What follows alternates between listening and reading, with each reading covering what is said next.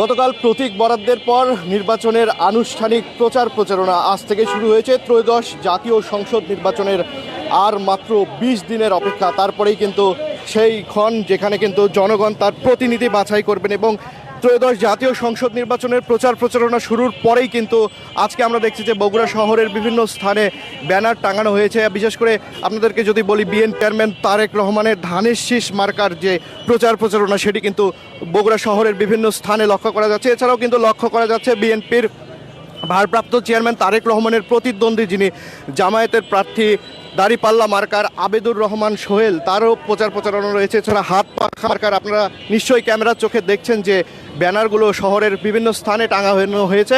বগুড়া শহরের প্রাণকেন্দ্র সাতমাথাকেই টার্গেট করছেন প্রার্থীরা, কারণ সাতমাথা জনবহুল একটি জায়গায় এখানে প্রচার প্রচারণার বিশেষ করে খেয়াল করছে তারা। দর্শক, আপনাদেরকে যেমনটি জানাচ্ছিলাম যে আসন্ন ত্রয়োদশ জাতীয় সংসদ নির্বাচনে সারা দেশে 298টি নির্বাচনী এলাকায় 1973 জন প্রতিদ্বন্দ্বী প্রার্থীর মধ্যে প্রতীক বরাদ্দ কিন্তু ইতিমধ্যেই সম্পন্ন হয়েছে এবং এই যে প্রতিদ্বন্দ্বী প্রার্থীরা তাদের যে নির্বাচনী প্রচারণা সেটি কিন্তু এরই মধ্যে শুরু করেছে।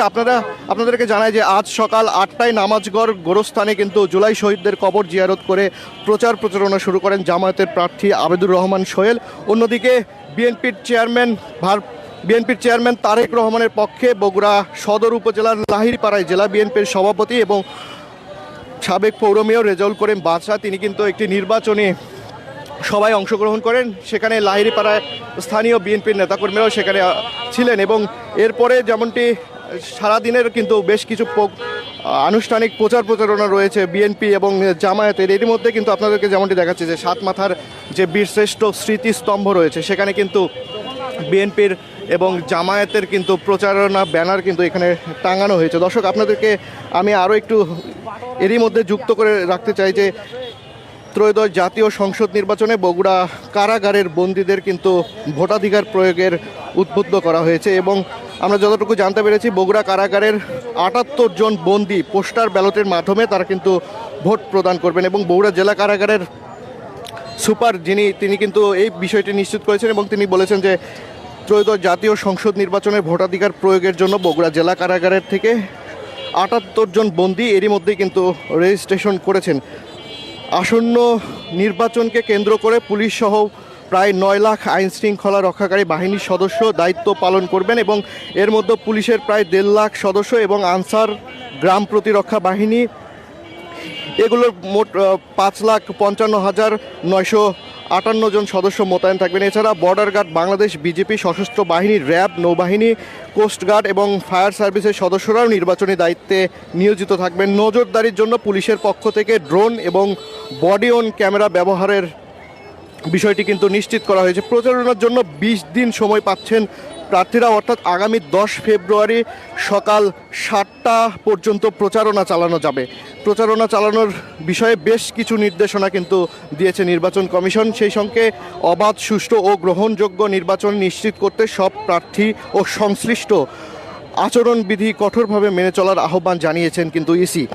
নির্বাচনী আচরণবিধি অনুযায়ী প্রার্থীরা নির্ধারিত সময়ের মধ্যে বিভিন্ন মাধ্যমে প্রচারণা চালাতে পারবেন, তবে প্রচারে ধর্মীয় অনুভূতিতে আঘাত হানার মতো মন্তব্য, বিদ্বেষমূলক প্রচার ও প্রতিপক্ষের বিরুদ্ধে কুরুচিপূর্ণ মন্তব্য সম্পূর্ণভাবে আচরণবিধিতে নিষেধ করা হয়েছে। এবারের নির্বাচনে পোস্টারের ব্যবহারও করতে পারছেন না প্রার্থীরা। দর্শক, আপনাদেরকে আমরা যেমনটি জানাচ্ছিলাম যে পোস্টারের ব্যবহার কিন্তু এই নির্বাচনে নেই, যে নিষেধাজ্ঞার কারণে কিন্তু প্রথমবারের মতো এই নির্বাচনে পোস্টার ব্যবহার করা যাচ্ছে না। নির্বাচনী পথসভা কিংবা জনসভা আয়োজনে দলগুলোর কোনো বাধা নেই, তবে সভা সমাবেশ আয়োজন করার অন্তত 24 ঘন্টা আগে জনসভার দিন, তারিখ ও সময় লিখিতভাবে কর্তৃপক্ষকে জানাতে হবে। পাশাপাশি জনসভার চলাচলে বিঘ্ন ঘটে এমন কোনো জনসভা কিন্তু প্রার্থীরা করতে পারবে না। সড়ক, মহাসড়ক কিংবা জনপথে জনসভা কিংবা পথসভা করলেও ব্যবস্থা নেবে কিন্তু এই রকম জনবহুল যে সকল জায়গা রয়েছে এখানে কিন্তু জনসভা কিংবা পথসভা করতে পারবে না। এটা কিন্তু সম্পূর্ণভাবে নিষেধ করা হয়েছে প্রার্থীদেরকে এবং প্রচলিত রীতি অনুযায়ী নির্বাচন প্রচারে অবিচ্ছেদ্য অংশে পরিণত হয়েছিল পোস্টার, যেমনটি আমরা কিন্তু গত নির্বাচনে আগে থেকে দেখে আসছিলাম যে পোস্টার ব্যবহার করা হয় এবং বিভিন্ন দেয়ালে কিংবা রাস্তার উপরে দড়ি দিয়ে কিন্তু পোস্টারগুলো টাঙিয়ে রাখা হয়, কিন্তু এবার সেই পোস্টার নেই। এবার কিন্তু লিফলেট বিতরণ করতে পারবেন প্রার্থীরা। নির্বাচনী প্রচারের কাজে লিফলেট, হ্যান্ডবিল ও ফেস্টুন এসব বিষয়েও কিন্তু থাকছে নানা বিধিনিষেধ। দর্শক, এই ছিল বগুড়া শহরের প্রাণকেন্দ্র সাতমাথা থেকে নির্বাচনের প্রচারণার সর্বশেষ খবর। যারা এতক্ষণ দৈনিক করতোয়ার সাথে যুক্ত ছিলেন, ধন্যবাদ জানিয়ে এখনকার মতো বিদায় নিচ্ছি। আমি রাহানুর ইসলাম। পরবর্তী আপডেট নিউজ নিয়ে আপনাদের সাথে আবারও যুক্ত হব। ধন্যবাদ সবাইকে।